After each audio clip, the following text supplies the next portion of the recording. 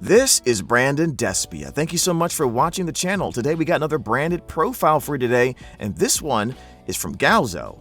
We're going to take a look at his profile, see what changes he made to be successful at his OTS, and see what we can do to become better branded players ourselves. We're going to analyze it together. Like, comment, subscribe, and let me know what you think about this particular deck list. I'm very curious to what kind of goo he pulled off with this one. So, let's begin. Almost undefeated, and in today's video I'm going to show you the full deck list and of course the combo you need to be playing right now for branded. This deck list is this a new combo or lots of non-engine? So let's okay, so it's very Handtrap based. So yesterday I got second place at a 45-person OTS championship. 40, okay. 6 rounds, 5-1, eventually lost only in the finals. The to matchups what? Yesterday, it was 6 rounds, 45 people, OTS championship. Round 1 was Malice. Lost the die roll 1-0. Oh wow, destroyed Malice, round nice. 2 was Cool Tune, won the die roll 1-1.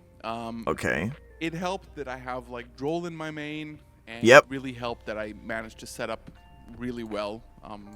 Then I played against Mitsurugi Azamina Pile, Chaos Light and Darkness Ritual. Chaos Slop. I won the die roll there as well. I think that if I don't win the die roll there, I might lose, even though I play a lot of hand traps specifically for that. Really? Then we played Pure Interesting. Mitsurugi. I won that 2-1.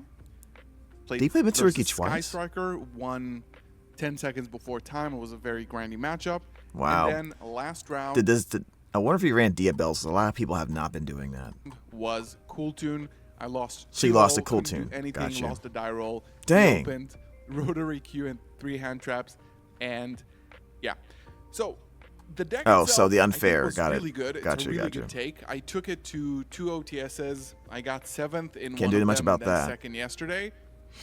I think Is this the 40? The build is really good for Probably this 40. format. I think that if you do play branded, this is one of the ways in which you play. Yeah. And all right, let's I'm just curious. dive in. I think the Let's deck go. is also very, very consistent.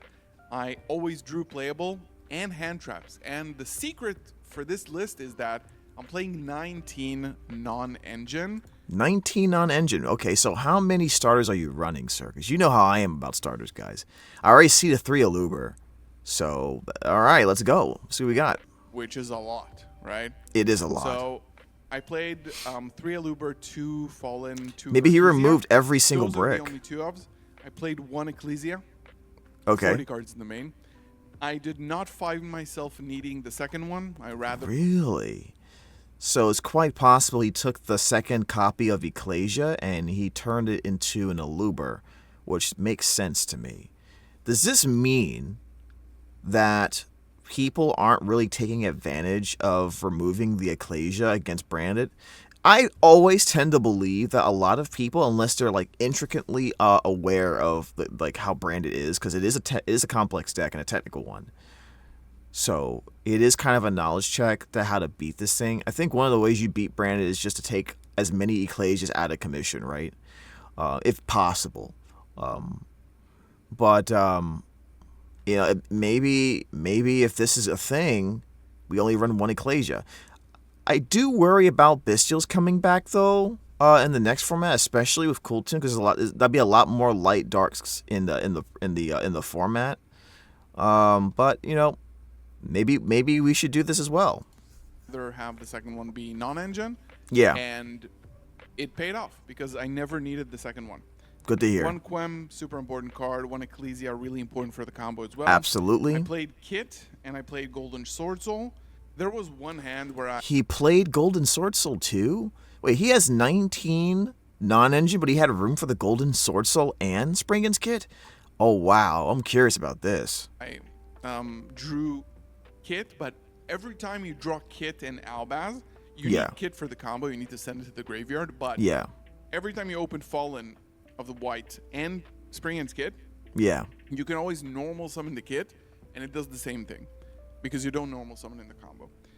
I played 1 Shrouded and 1... Wait. If you bring out Fall of the White Dragon and you normal summon the Kit, what do you mean? What are you making with this? Am I missing something here? He doesn't mean by itself, right? Along with something else like another tuner, he means? That's probably what he means, yeah. He goes into Ecclesia off the White Dragon and he normal summons Springen's Kit. That's fine, right? Yeah. Springen's Kit This version in the hand is not the worst thing in the world. It's still really good. Regular Fallen of Albaz. This Okay. is it. So This is far, basically the engine. pretty Again, I never pretty needed good. the second Ecclesia. I think this is absolutely fine. And the 3 Alubers, usually 1 or 2 of them go out when I'm siding in Lava Golem because you don't want to have too many normal summons in hand. With the lava golem And especially. then I yeah. played a bunch of hand traps. Ah, Played the 3 Ash Blossom. I played 3. I'm still not a fan of Ash Blossom, but like it's weird for me, right? Because like, and I told people this before. Branded really punishes you if you run monsters that do not synergize with high spirits. If you run a card that isn't, it has to be really, really good. And you know, Ash Blossom, I consider it on the low, like a low end hand trap, but it's still so solid though that it's hard for a lot of people not to use it, and it makes sense. Like I've seen some people put it in the sideboard, as well. But I've also noticed people, and I also see this trending, that people are feeling like they got to put more hand traps back in the deck. So, like even the deck list I previously made, I was trying to experiment with Fimina as a way to add more hand traps that were higher impact, right? The thing about Fimina though, right, which if you are trying to make my deck list, you want to play that and you don't want to use Fimina, which I understand. The thing about Fimina though, that it does consume a few cards in your hand in order to use. So that's the main draw away from it, right? So I thought about that and I said either I take out the Fimina and I put in an invoked package, a bestial package, of just bestials for hand traps, or I run like Ghost Ogre. But I still felt like Ash Blossom wasn't good enough, right? I felt like Brandy can play around Ash really easily. Cooltoon could probably play easily through an Ash Blossom nowadays. But especially when we get tunes, we might need Ghost Ogre more than Ash. I don't know. At least it's a light monster, right? This is what I'm thinking. So you guys let me know in the comments, especially with the deck list I had specifically, if you took, what would you replace the 3 Fimina with? Hand traps, like generic hand traps like Ash Blossom, Ghost Ogre, Bestials, or an additional package like the Invoked, which would basically be 2 to 3 new Alistair plus the 1 sword. And obviously this also changes your extract a little bit too if you do that. But what do you guys think? I played 2 Droll and 2 I played Droll. 2 Bell. Bell I also too. played 2 Bestials on top. Oh, that's actually not a bad mix. This is actually very doable. I don't know, in my deck, I play more aggressively, or I want more aggressive pushes, so I wouldn't have the room to put all these hand traps in here. I do like Ghost Ogre, to be honest with you. I do. I might just go add my Bestials back in instead of the Fimina. I might just end up doing that at the very least. That's probably a better play. I see a lot more light and darks being prevalent, and they're really good with the branded deck, so why not? Very solid. Ash and then is more really dragons important too. Basically for board breakers. It's kind of like another going first card when you like post side when they pot of sloth you or they try to. Yeah. The Bestials are really, really good. I think they were super, super good because it gets you to engine and obviously its combo with Serenir. And yeah, I'm thinking about doing a combination of Magnemite and 2 Serenir, to be honest. If I was to take out the 3 Fimina, that's an alternate option you can do, guys, by the way. The reason why you would do that is just, first of all, it's just every Serenir, Magnemite are so synergistic with Branded, it makes perfect sense, and they are hand traps in this current meta, right? Like even Cooltoon will put light and darks in the graveyard to bring back later with like back-to-back eventually or something, you know what I mean? So I don't see any problem with that. Obviously, the Branded matchup's a thing. Rolad matchup's a thing. Being able to take out the Skull Archfiend Chaos. There's a lot of good reasons to run Bestials. My thing is, I don't know how I'm going to be able to fit the Ash Blossom or maybe even the Ghost Spell. But in my build, I am using the Cashier as part of my board breaking package. So that kind of like these, like the spots here where you see the 3 Ash Blossom and the 2 Ghost Ogre, that's being replaced by my Cashtira package, right? Where 4 of the 5 cards are essentially breaker material. whereas all of this is actually, breakers. So I still have 18 non-engine in my build. I mean, even, so that's still pretty good. The bells. So previously in last week's OTS, I had 3 imperms. Yeah. And then I took out the imperms because they were really, really like underperforming. Mm-hmm. And I put in 2 bells and another call by the grave into the main. So Got you. I actually like that a lot. I don't like the targeting hand traps that much at all. I feel like they're below the Ghost Sisters in quality, just because there's just too much dodgeability in this format right now. You know what I mean? It really, really is. And the imperm, you can't even use it if you have cards in the field. You have to set it first, which makes it slow. And then Veiler you only can use during your opponent's turn, I think, during the main phase. Why does it have that limitation, right? So yeah, I'm not down with that. Which is sad because it does synergize with High Spirits. Like there is that positive there. And if you don't have any other hand traps, by the way, and like you just have, Veilers run it, and that's all you have, that's still fine. It's good. I already, you understand what my feelings are on this. why did I do this? This covers a lot of matchups. Yeah. For example, right, the invoked matchup where you get hyper invoked Aeon, right, and they banish 3 cards out of your extra deck, and sometimes that would mean you lose. Then you can negate that with Ghost Bell because it also banishes cards from the graveyard, and it does. Very interesting. Now he mentions invoked here, but as a branded player, as Galzo is, he knows that a lot of pure branded decks run hyper invoked Aeon specifically. So, and I do have, and he may be thinking this too, I do think invoked is being slept on, but is slowly creeping back up into people's minds. I even thought about even running an invoked package myself, and may still do that. So, and then you have Skull Archfiend of Chaos. I believe this affects that as well. Adding a card from the graveyard back to the hand, deck, or extra deck. This is also going to affect the ability of the ritual spell to return, which is actually very prevalent against Rolad. I mean, that's very, very important. Very important against Branded, too. There's a lot of cards this works on. So I actually think this is a really good idea that he's maining this. Doesn't target, so you can negate it. Like this a lot. It negates Callby, negates Bestials, it negates Malice cards, it negates the Skull Archfiend to 2 Ash return and to the 2 hand. Ghost It has a lot Bell of coverage, could work too. so I really enjoyed having it. Yeah. 2 copies because it's a hard once per turn, and Ash could be used on both turns, but Bell is usually get it once. You can even if you have 2 Ash Blossoms, you can Ash your opponent's Mulcharmy and then still have Ash for their turn.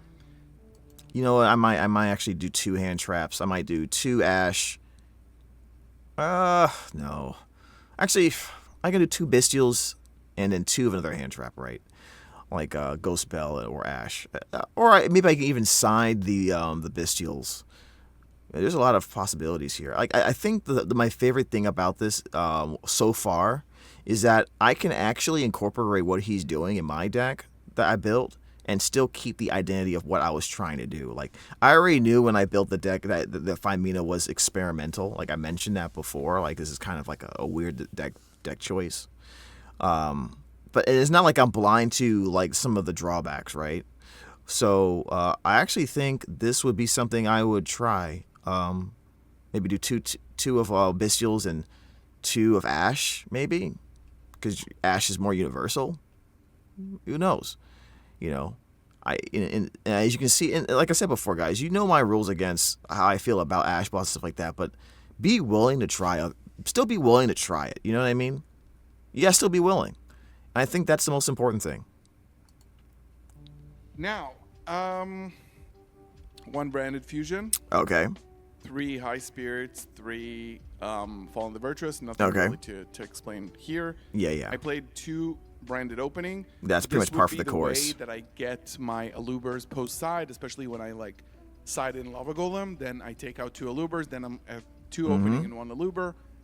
More likely to opening as a starter, and then I can waste my normal summon. That's basically it. Okay. I played 3 Super Poly, And then one call by. and 1 Retribution. Very, very solid. Yeah, this is really nice. Branded feels solved, doesn't it? Like, there is some room for flexibility. Let me see here. He's running 3 Aluber, by the way, 2 Fallen of the White Dragon, 1 Ecclesia, which still counts as a starter to me. Those are the 6 monsters. And then he has Branded Fusion at 7, High Spirits 8, 9, 10, Opening 11, 12. Wait, is he running 12 starters?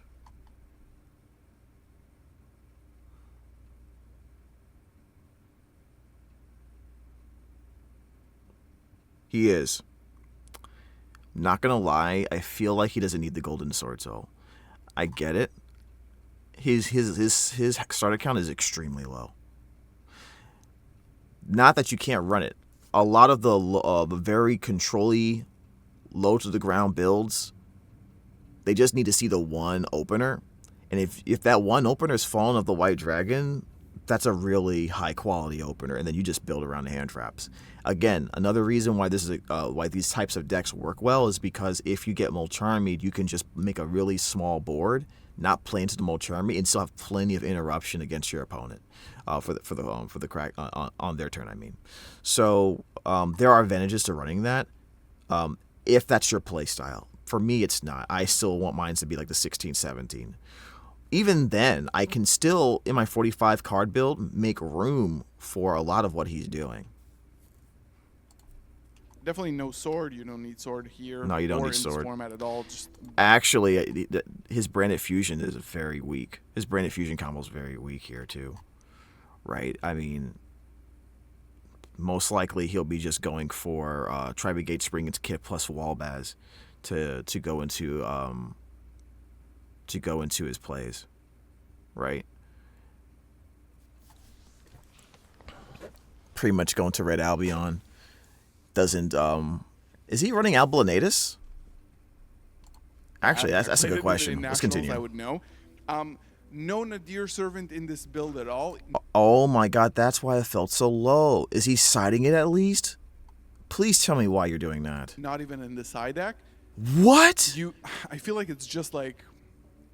I think that usually when you're activating Nadir Servant, Yeah. it's either it's your only way to play, and I think you lose a lot of those games, or you've already played. You don't need the Nadir Servant. If you played this deck, if you activated Fallen of White and it resolved, having Nadir Servant in your hand does nothing. It does absolutely nothing. But what about against the decks that run the kind of non-engine package you run? Because that's a lot of decks. Like Kultun is still the most represented deck, and they run a high amount of non-engine in the form of hand traps. It would not be a surprise to see them have 3 in their opening hand, right? So I'm very curious. I mean, I would not be surprised if the reason why he lost against Kultun was because of his inability to play past the first or second hand trap. And actually, he probably, you know what? No. Because even then, even if he passed off of that, right, and he, let's say he got Fallen of the White Dragon, or maybe they prevented him from doing that.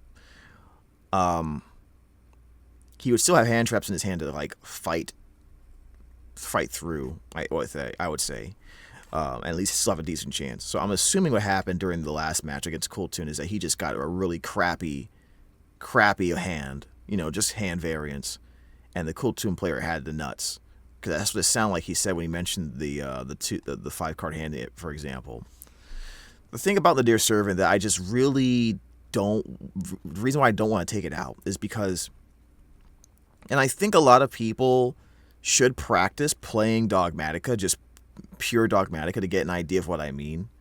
But the Dogmatica package gives you so much advantage without even accessing your extra deck that and I think practicing playing like a Dogmatica player actually would change a lot of people's mind about using the Nadir Servant. Because, and one thing I've also noticed, because I've been testing this as well, especially in Master Duel, you can if you can get to the point where you're so comfortable with your lines and your alternate lines against certain things, you can actually bait hand traps, right? Because for me, the worst thing for someone to Ash is my fusion monsters in the graveyard during the end phase, right? So what I'll do is I will play into something like Nadir. I will play Nadir Servant on purpose early, and usually and when you do that, it will be a bait for Ash Blossom, because what people will say is, oh, they played Nadir Servant early, I will Ash this. This will end their turn. This is probably all they had. Usually the rule is in their heads as an opponent, if they play Nadir Servant early, that means they don't have much else. So they Ash it, and now I can play my opening, I can play my High Spirits, I can play my Red Albion, I can play all that stuff, right? The average branded player, they have a hierarchy where they go White Dragon stuff, High Spirits, opening, branded fusion, then Nadir. And most people understand that hierarchy. It makes sense. It works.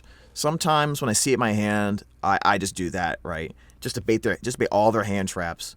And it's actually, I only tried it a few times when testing, and it actually was surprisingly very good, right? So, you know, and these are kind of like these random things you'll think about to try to play around an opponent's mindset against you. That being said, I don't think you have to do that all the time anyways, but does that mean I think he should get rid of the Nadir Servant? Considering he has very low starters, I really think even if he just took out the Golden Sword Soul and made it like one Nadir Servant, you know what I mean? That would be fine. I just think Nadir gives you way too much value. You know what I mean? It really, really does. It really, really does. And then when you consider the fact that he's running additional dragons in the form of bestials, his High Spirits goes ham, right? Because sending a dragon is like the best thing you can do with a High Spirit. Sending like a Titaniclad and then getting Fall of the White Dragon and then just activating it. At that point, you don't even need to like go for when you're playing low to the ground, you don't even need to play into Fool Loss or Maxi if you're in Master Duel. Because you have the two fusions you want in the graveyard. You can set your back row. You got your hand traps. You're good to go. In some cases, you know, when you're trying to play around those annoying things. Let's see. Let me go back in the deck here. The problem is I don't see what he would take out. And this is why I like 45. Like he could put this is why I like 45. You get more flexibility in like taking out or putting in cards. But yeah. The fact that he got second place, it does mean it works, right? I'm not saying the deck doesn't work. For me, it's just a playstyle thing. You can get Fuad and do a mini board that would equate to what you would do under Fuad with Nadir Servant. So I really don't like the card right now. Interesting. You know, also another thing, it does put a lot of pressure on your High Spirits to resolve, right? Because that Ash Blossom goes ham on that High Spirits. I like the fact, one of the things I like about the Nadir Servant is that it is a high impact card that that puts a lot of pressure on an opposing Ash Blossom. You know what I mean? It makes Ash Blossom feel like it doesn't do anything when you have multiples, when you have at least two of those cards that like really want an Ash Blossom to stop. And I didn't play it, and I didn't miss it at all. Interesting. Extra deck. This is where it gets kind of interesting, I think. Really? All right. Surprise me. These are mandatory, but these are the only mandatory ones. Pretty close. Okay. I played one Lubellion, super mandatory. I tried actually cutting it and playing without it for a little bit. Yeah, I don't think it's time for it. For the combo that I'm going to show you at the end of the video, you have to play it. Yeah, I don't think it's time to drop this card yet. I do think it's probably one of the first cards we do drop when we get more fusions, but we don't expect this card to potentially leave a lot of lists once we get the new Starving Venom Fusion Dragon. But even at this point, I still want to keep it in there. And Master Duel, I've been playing fine without it, but because I do have the Starving Venom. But, you know, outside of that, and we also don't have the Mixuzia stuff, too, so we have more room to play with. So he's correct in this. Also, you have to play it because of Hyper Invoked Aeon. They, for some reason, don't banish it. Titan, Rinbrum, where? I did play Albalena. Yeah, I felt like you were going to do that. The way your deck was built with the Branded Fusion line, it was going to suck ass unless you did this.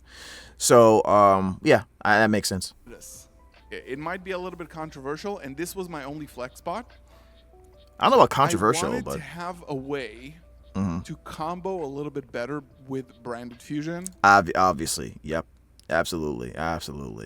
It does still have a little bit of value, I think, with the contact the fusing, but I do personally believe that doesn't happen too much anymore. Like, at this point, if a Cool Toon player leaves a Zaylin on the board for you to eat up and doesn't have the tools to, like, hold the tools it needs to in order to stop an Albaz hitting the board, then, what are they doing? They must be new to the deck at this point.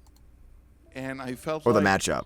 My Branded Fusion combos weren't enough. I always needed something They weren't. else. Yeah, absolutely. Because you would go Branded Fusion, you would, like, normal summon Aluber, go Branded Fusion, send Kit and Albaz. Yeah. And then you get either Rinbrum and summon the Albaz, but Rinbrum isn't good in the early game on the field. It's not a good end board piece. So usually you would go for something like Albion, Branded Dragon. I'll just pause real quick. Even with the Rinbrum line involving Cocktatorium, the Rinbrum isn't supposed to stay on the field. It's supposed to go in the graveyard to get you access to the Wallbass through Cocktatorium. So even with that line is correct. But having it surprise come out out of the graveyard to negate something is really neat, I would say. But he's not running Mercurier, so there's no reason to run my Cocktatorium, obviously. Dragon. And then it's kind of stuck on your field. And if you don't have this in your extra deck, then it's kind of stuck there. So I decided to play it. I'm not sure if I summoned it, and I'm not sure if it was correct, but this is the only flex spot that I found in this deck. Yeah, it's kind of weird right now with Albalanetus, right? Like, we know dragons exist in the format, like a bunch of them. It's still not often enough, right? It's really weird, right? Because even Elf Note, like, their end board can have dragons from the extra deck littering the field, right? It's man, we just need it. We really need 2 extra spots in the extra deck, man. We really do. Deck. And obviously, I played Mirror Jade. Obviously, I played one. I would unsubscribe from you. I would unsubscribe from your channel if I saw that for a while, that you took that out. I found out that you can definitely, because you don't. In my combo that I'm doing, you don't go through Granganil in your combo. Yeah. So you don't actually need 2 copies, right? Well, you're running Mixuzia, right? Shuffle it back. And I played one, and this was like a last-minute cut because I wanted other cards. Mixuzia, craziest card in the deck. Of course. Aeon, I'll show you the combo to how to make this. I resolved it for the first time in my life for 3, banishing 3 out of my opponent. What do you mean for the first time in your life for 3? What? I actually appreciated he said that because, again, I'm going to hammer this into you. You don't feel like you should never feel like you have to go for the 3-card effect. I would rather you not laser focus into doing that and cost yourself a game because you're concentrating too hard on one particular thing, right? This is not a deck to hyper focus on one particular line. But he did get a chance to do it at 3, which is really, really cool. On his extra deck, it was game on the spot. It's pretty easy to make. Like if you get to the 1-card combo and you don't get interrupted, or you can extend, then you can make this. Does that mean he's ending on Mixuzia instead of Mirajay? Because the Sam Jang, I actually think both these combos are great. Like, you want to, my personal experience, my personal belief is, do the Sam combo when you don't know what you're playing against. Once you know what you're playing against and you're going first, go for Mixuzia if their extra deck is super valuable. And it is a game. And even if it's not, and the thing about the Mixuzia combo, I'm sorry about that. The thing about the Mixuzia combo is you can still make Mirajay on the opponent's turn, right? And just make Mixuzia become the material. Just use Mixuzia and make Mirajay with the Albaz in the graveyard. So it's not like you're forced into Aeon. Like, this is why I like that end board more. You know what I mean? I just like it a lot more that way. Basically, just be careful because it's a level 10, but on your opponent's turn, you're not locked. So, yeah, and Mixuzia, or Mixuzia, whatever you want to call it. Yeah, that's right. Like, come on, man. I told you. We had this conversation, didn't we? Is this mic on? I swear, man. I'm just kidding. I'm just kidding. As a super poly target, this is a game changer for Branded, just as a super poly Yeah, target. Also, I yeah. used it a lot as like its on-field effect. This is one of your end board pieces now. Yeah. It's so good. It's so good for the deck. And then last 3 cards, I played Chaos, which won me a game versus Malice. I do think this card is important in the deck. You can play Borreload. Yeah, the advantage of Star Source is that you have another light fusion monster to help you make an easier hyper invoked Aeon, right? That's another thing. And if you use Lubellion, you can actually use Lubellion, Chainlink 1, go into Chaos Star Source, and then Chainlink 2, Mixuzia, banish that Mirror Jade and the Dark Monster, Fusion Monster in the graveyard. At that point, your Mixuzia is probably, like, if you're going first, probably Divine Attribute or something. Make a 3-turn hyper-invoked Aeon, and then have Chaos Source Dragon also come out. That's a huge nuke on the opponent's board, even whether you do 2 or 3 materials with hyper-invoked. Savage Dragon, I guess. And then the 2 Synchros. Things I didn't play. I feel like with your deck, because you're running extra Bestials, you can go Borlo Furious Dragon. And maybe that might be something you would consider later on. It's really weird because I really feel like this Albanatus could just be Borlo, dude. I really do. Oh, man, but he doesn't want to run my favorite card in the universe. So, it's, hey, it's up to him. This could have been like a Despia. I don't play any Despias in the extra deck. I never felt like... I just realized he's not running Queritus. I'm like, how's he having room for all this? That's interesting. I wonder if he's going to mention the Rolad doesn't care about the Queritus. I wonder if he's going to do that. It was worth anything. You can play Proskinian instead of this or I don't like Queritus it. if you like it. I never found myself needing it. It doesn't do anything to the Light and Darkness deck. It doesn't do anything. See, he mentioned, there you go. Yeah, exactly. That's always the annoying thing about it, to be honest, guys. It's always the annoying thing about it. And he's absolutely right. I can't believe because when they built the Rollat deck, they said, we have to make sure this crushes Branded. All right. That's literally what the meeting was. I listened to the tapes, actually. Trust me on this. It's fine versus Cool Tune, but it usually gets negated. So I rather have had more utility for my combo with this. Yeah. But you can play a Despia. I didn't play any, and sometimes it came up where I was like, damn, I want to activate Granule right now to get another body at least. And usually Quem and Ecclesia are already on the field, but... Yeah, I mentioned in the previous video a long time ago, that's one reason why you got to be careful with your decisions on the extra deck, because if you get your full card combo, your Quem's going to be on the board, your Dogmatic Ecclesia is going to be on the board. At least at that point, you can still get something out of the Queritus. And then the Queritus, can become Albaz, right? So that's another, because if your opponent's going to be spending resources and hand traps to prevent the Albaz from being summoned from the deck, right, with Ash Blossom or whatever, or from the graveyard, one of the most important things to do as an opponent against Branded is to keep resources back, just to prevent the Albaz interaction. And Queritus does potentially, technically does give you another float into OG Albaz. So, I do like it for that. I never actually missed it. The side I think was really good. Yeah. Especially for this is not a YCS, so it's a little bit of a different metagaming, right? He's running Nibs. And I didn't resolve it in this tournament, but in testing it came up a lot versus a lot of decks. Usually what I would do is heavy Handtrap build. I would put this in going first against a pile deck, going first. Instead of my, bells or even ashes I would keep for Pot of Sloth, but instead of bells and stuff like that, where you can use this as a board wipe, because bell as a 1-for-1 doesn't do anything. I really enjoyed having this in testing. I resolved it a lot, and you can play something else if you don't like it. These were... Yeah, I think know. These are pretty important. You can play Sphere Mode. I just think that, a lot of times versus Elf Mode, I would be dropping stop the them Nibs. a little bit. They end on the Synchro Dragon and the Dawn Dragster. That's 2. You don't get to... I think Sphere Mode is risky. I played 2 of these. I think this is pretty important, and I think it's pretty standard. Yeah, pretty And then for straightforward, the to be going honest. first cards, I played these just because I was afraid of like blowout cards, like evenly matched, and even though I got evenly matched, Fair. Lightning Storm, Fair. That's fair. Pot of Sloth, That's fair. I don't think I ever resolved any of these. I don't think I ever saw them. So it's gonna remain theory at this point. I prefer. This is just me. I like these. Don't get me wrong. I don't hate these at all. I don't hate this decision. I prefer a thrust package just because like it just and wait, he doesn't have pot of like and because like pot of sloth's the thing. I think pot of sloth's just broken, right? I would try to fit pot of sloth in there somehow, and like maybe if he wasn't running nibs, he would have pot of sloth like at like 2 copies and then like a thrust. I would probably do thrust, 2 pot of sloth,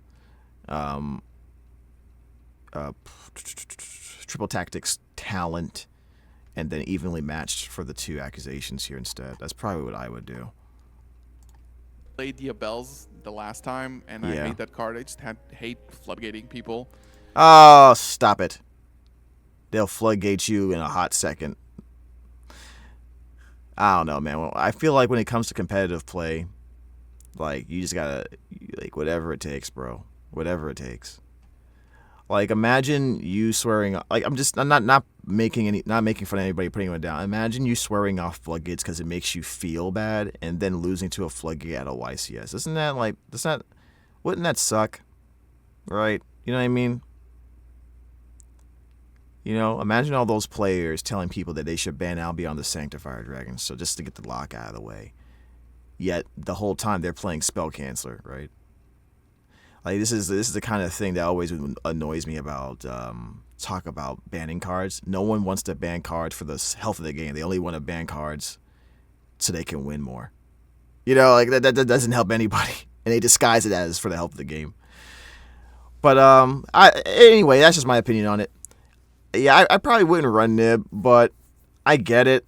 I lost to Nib recently, actually, in Master Duel, which is really funny, but maybe I would still run one. Maybe I run 1 copy. And I'd still probably take 2 Loaf Golem and make one of them a Santa Claus just for some little diversity.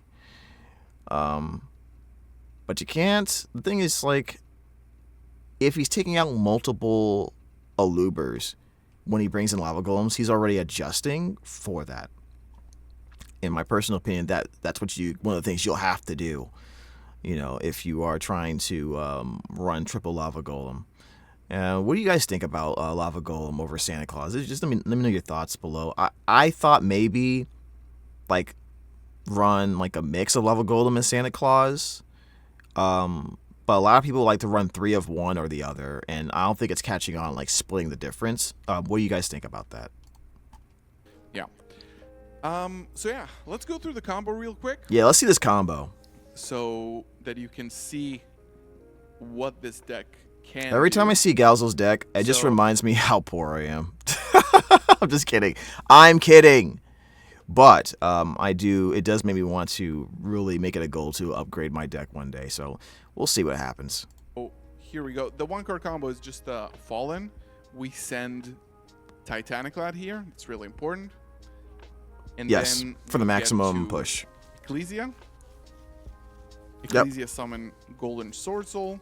Yep. And then you synchro into. I sometimes Ecclesia. miss Golden Sword Soul. I just like Golden Sword Soul, to be honest. Get Quem, dump Tribegate Springer's Kit. Quem. And then you go chain 1 Golden Sword Soul, chain 2 Quem to dump. Okay. Quem's gonna dump the Springer's Kit. Kit. Yep. Cool. And then you go into, you summon the Ecclesia off of the Golden Sword Soul. Yep. Kit summons the Albaz. You Synchro Shokan. once again into. Also, by the way, notice how he is not running the Pharaoh right now. I think when you run Pharaoh, you're basically committing to a very specific build. I think if you want to maximize Pharaoh, the best way to do it is right now, from what I'm seeing, is to run a build that runs 2 to 3 copies of Pot of Sloth in the main, and probably go 2 to 3 copies of the Pharaoh itself. I think that's probably the best way to incorporate it. I've even dropped the Pharaoh myself from my build because I just wasn't seeing it enough. Whenever I'm doing my combos that involve the 3 champions of the Sword Soul, 99.9% of the time, I'm trying to get Cartesia. So if that's the case, like I never see the Pharah, right? You kind of have to build your deck purposely to get access to it, and if you want to see it, then you got to max it out. The champions. Yep. Champions effect. Grab the Cartesia. Yep. Oh yeah, you need to bring back the Fallen with Quem once you Yep. summon this. And then you can go Cartesia here. Cartesia effect to fuse. You fuse these together. Red Albion into Mixuzia. I like to go into Albion and then in the main monster zone because your field is going to be pretty packed. Yeah. Albion effect is going to banish one spell. And the reason why, for anyone curious, the reason why you put the Red Albion in the main monster zone is because during the end phase, you're going to be summoning the Incredible Ecclesia through the Titaniclad to search for the Fallen and the Virtuous, and you're going to pop this Red Albion. So if you pop the Red Albion while it's in the extra monster zone, there's no way you can like fill it back up immediately to do something. So it's kind of like a wasted space there. Meanwhile, you just potentially clogged up a spot that could have been used for something else. Just be safe and just put the you're gonna end up putting the Mixuzia up here anyway in this combo. Spellcaster and one non-spellcaster. Yep, Golden Sword To Soul. go into, Champions and Kit. Mixuzia. Right? Yep. Now, before you forget, Yep. it's very easy to forget and mess everything up. You go and activate Mixuzia targeting itself. Turn it into an attribute that is not dark or light. I usually just go divine, right? And then what we do is during the end phase, we have Titaniclad. Yep. Titaniclad summons Ecclesia from deck. Ecclesia. Fallen Virtuous. Fallen the Virtuous. Fallen the Virtuous target. It's such a cool combo. I really love this combo. It's so cool. Lubellion. The Lubellion. Now, here's the thing. You don't have to send Lubellion there. You can actually use the Fallen and the Virtuous because he's going to set a new Fallen and the Virtuous most likely. Or maybe he's not planning on sending the Fallen and the Virtuous. Maybe he's planning on setting the counter trap, right? Which is totally possible since he's put like 3 fusion monsters in the graveyard at this point. If you do plan on setting the Fallen and the Virtuous with the Red Albion during the end phase, then you don't have to send Lubellion here. You can send something else like Rinbram, right? Because there's no guarantee that you're going to go into Mixuzia, into Mirror Jade from Mixuzia. You want to keep open the possibility of going either Mixuzia into Hyper Invoked Aeon or Mixuzia into Mirror Jade. So if you set the Fallen Virtuous and you use the Fallen Virtuous from the Dogmatica Ecclesia to send Rinbram, now at least you have the ability potentially to a special summon an Albaz from the graveyard. Since you still have the Albaz there since you didn't go directly into Mirror Jade, which is one of the advantages of going this line over the Sam Jang one. Is for having 3 different attributes. So Mixuzia is divine. Also, because if you keep the Lubellion here, that means you potentially have another target for your Albaz fusion to go into Lubellion into Chaos Storosaurus with the Mixuzia taking that on-field Lubellion and turning it into, helping it turn into a Hyper-Invoked Aeon while also still getting 2 pops from the Chaos Storosaurus. So you don't really need to send a Lubellion. In fact, in some cases, if you feel like the matchup doesn't need Queritus, you just send Queritus instead. It also is a viable send-off of the Fallen and the Virtuous, just so you guys are aware. So this is one option of many, right? It is usually Lubellion. In many cases, it's Queritus, especially against Rolek, because you can't use it. It doesn't do anything against their ritual boss monsters. So just something to be aware of here, because he could, like for example, if he's like I said before, he sends Rinbram instead, then he can special summon the Albat, the Fall of the White Dragon here. He still has the not the Queritus, the Cartesia, and can set up a Lubellion, right? So yeah. Light and dark. I'll show you this in a second. This is why it's important. And then for Albion, I do recommend setting, in this specific line, setting the Fallen and the Virtuous. Okay, so he is setting the Fallen and the Virtuous. Okay, so yeah, so my logic still is perfect here. But if he sets like that counter trap, then maybe you do send Lubellion or Ace of Queritus. Not Retribution.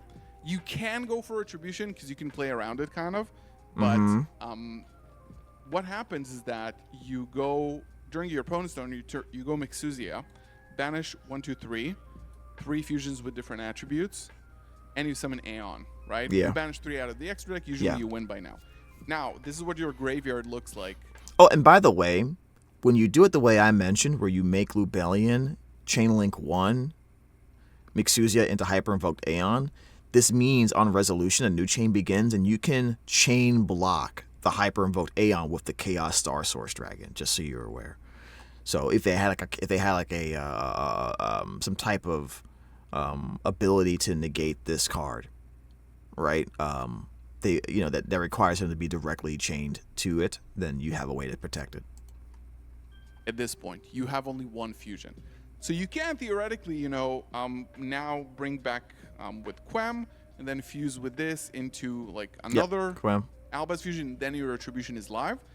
But usually, like, I found myself at a point where it almost cost me the game to set Retribution here, even though like you can do this and it's really cool.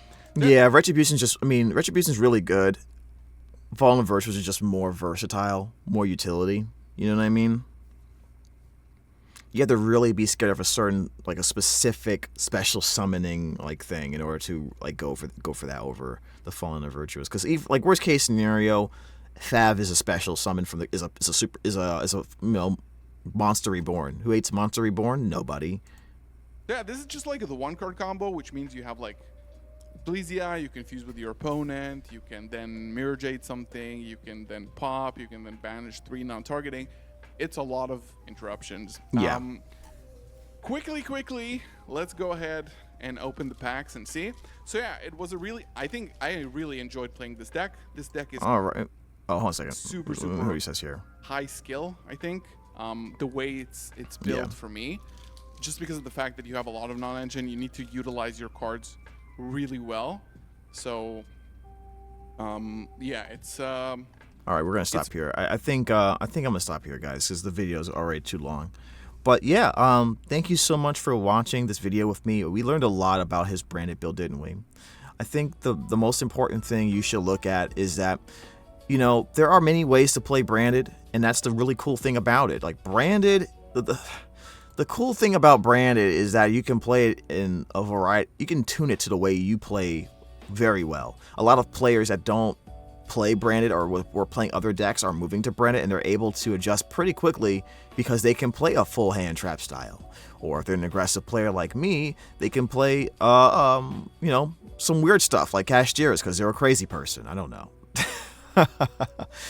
But yeah, personally, looking at the deck list, if I was to make any adjustments for my deck list, and I did anticipate me doing this maybe somewhere down the line, I would probably take out a couple of my non-engine, replace it with generic hand traps just for more versatility. Add more Bestials to it as well. I think Bestials is really good right now in this format, and it'd probably be even better or more relevant with tunes. So maybe dust off some of those Bestials in your closet. And then making room for Ash Blossom. Ash Blossom seems to stick around no matter what we do, huh? Either Ash Blossom or another hand trap like Ghost Bell. Hey, why not? I don't see any issues with that. Anyways, I think that'll be it for today. Thank you so much for watching the channel and watching the video with me. Like, comment, subscribe, and let me know what you learned about this video or even about Galzo's build, that you didn't know before. And I guess that's it. Until the next time, where we have another conversation about branded.